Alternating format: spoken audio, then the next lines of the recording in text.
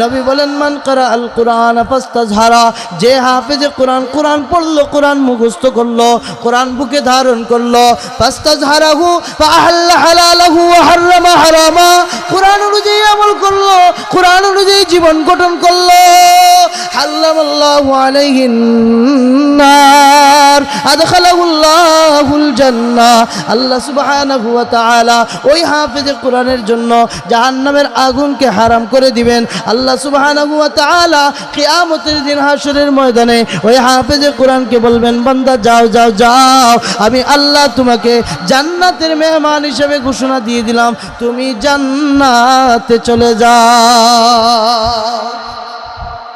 আল্লাহর রাসূল সাল্লাল্লাহু আলাইহি ওয়াসাল্লাম বলেন,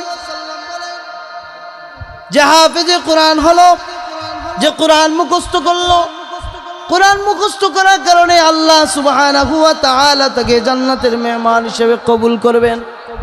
শুধু তাকেই না,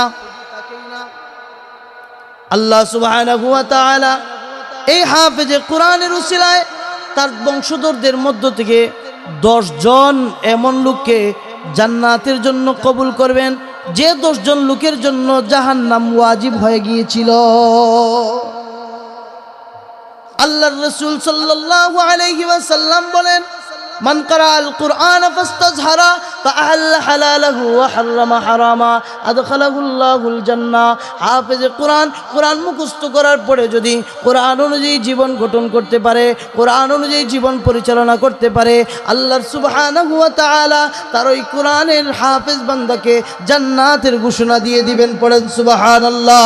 আর ওই হাফেজে কোরআনের উসিলায় আল্লাহ সুবহানাহু ওয়া তাআলা তার বংশধরদের মধ্য থেকে 10 জন মানুষকে জাহান্নামের তালিকাভুক্ত যাদের নাম হয়ে গেছিল তাদেরকে হাফেজে কোরআনের উসিলায় জান্নাত দান করবেন।